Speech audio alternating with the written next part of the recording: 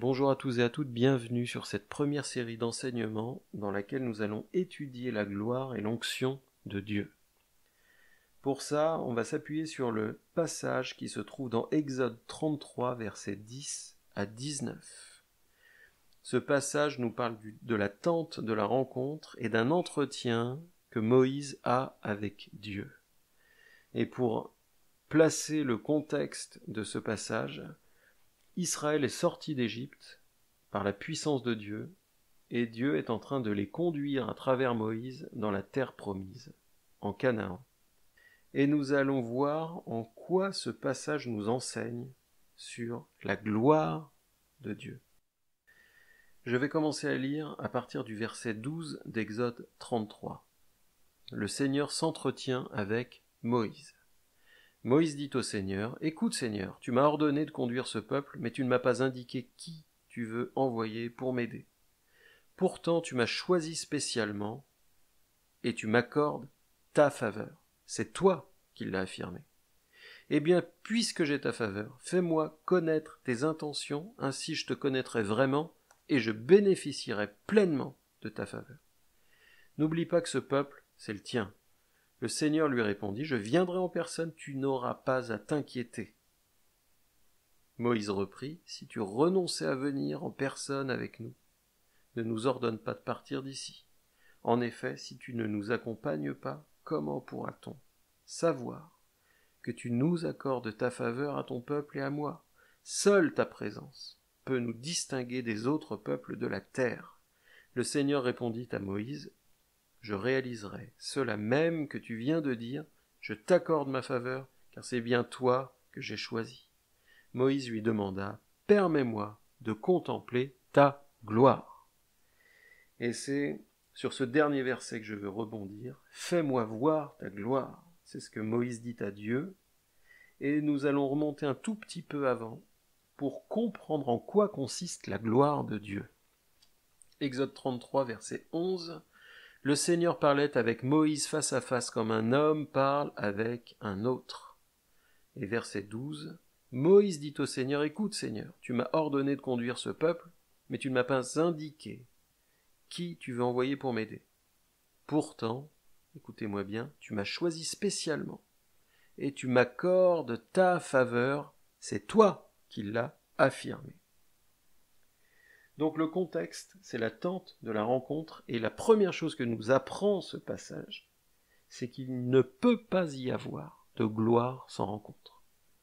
Tu ne pourras jamais connaître la gloire de Dieu sans le rencontrer personnellement face à face. Pourquoi ?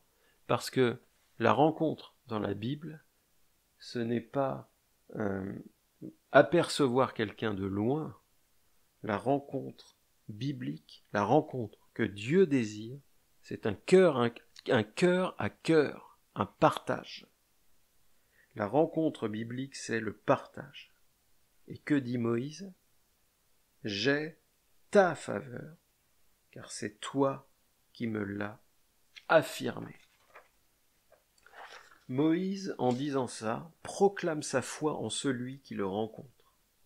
Et soyez très attentifs à ce que je vais dire, mais la foi est le seul moyen de saisir ou de recevoir ce que Dieu donne. Soyez attentifs.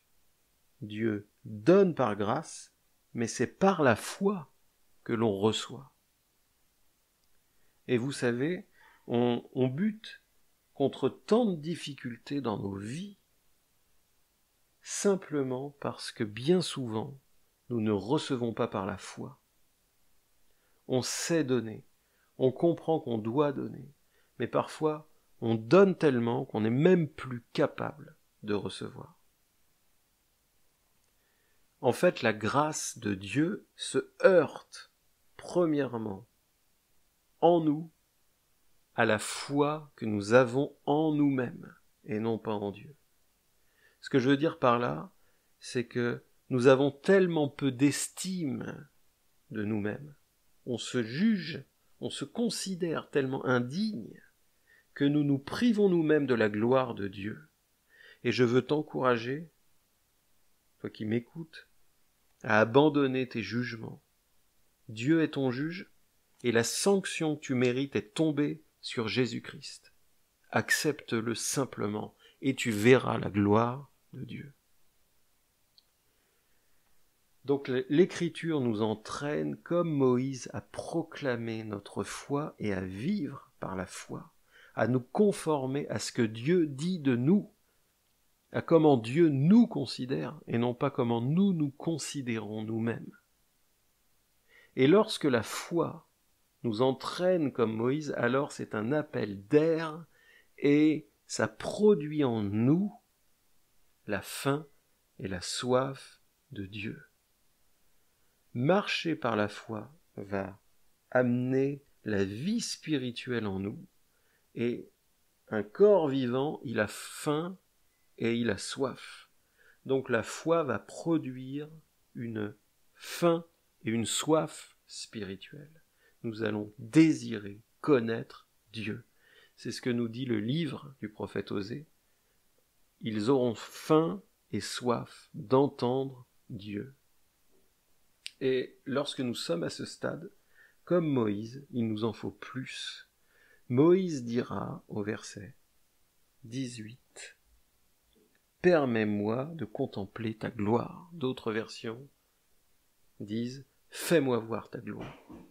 C'est comme un cri viscéral, un cri du cœur en Moïse qui va hurler devant Dieu et le supplier de lui montrer sa gloire. Et nous allons voir un tout petit peu, en remontant quelques versets avant, que Moïse, avant de crier « Fais-moi voir ta gloire », Moïse va demander à Dieu « Fais-moi connaître tes intentions profondes ».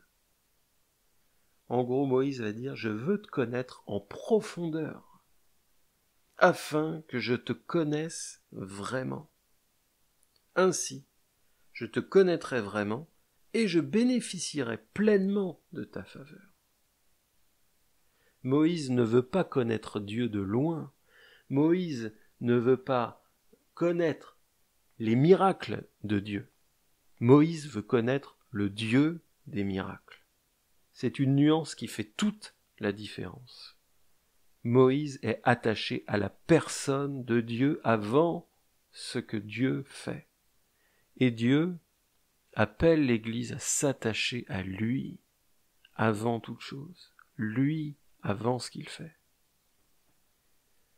C'est pourquoi, bien souvent, Dieu nous entraîne dans le désert, afin que nous le rencontrions. Parce que quand il n'y a plus rien, quand il ne reste plus rien, Dieu se manifeste.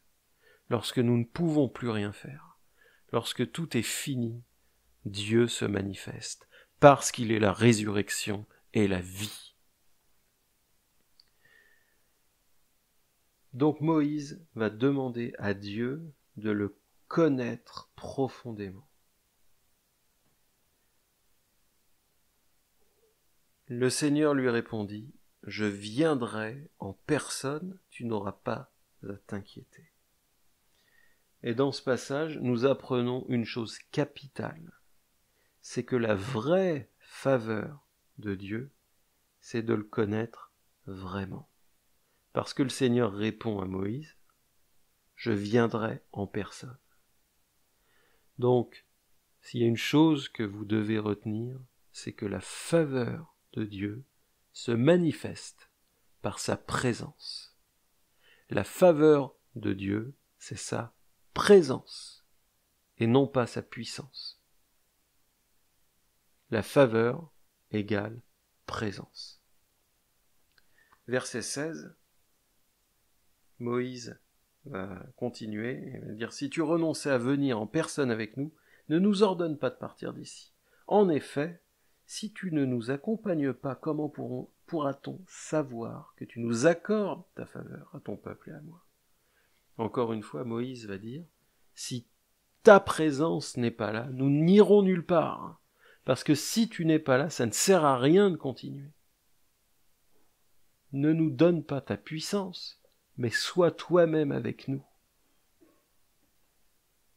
C'est quelque chose d'extrêmement important pour avoir une vie spirituelle fructueuse et bouillonnante.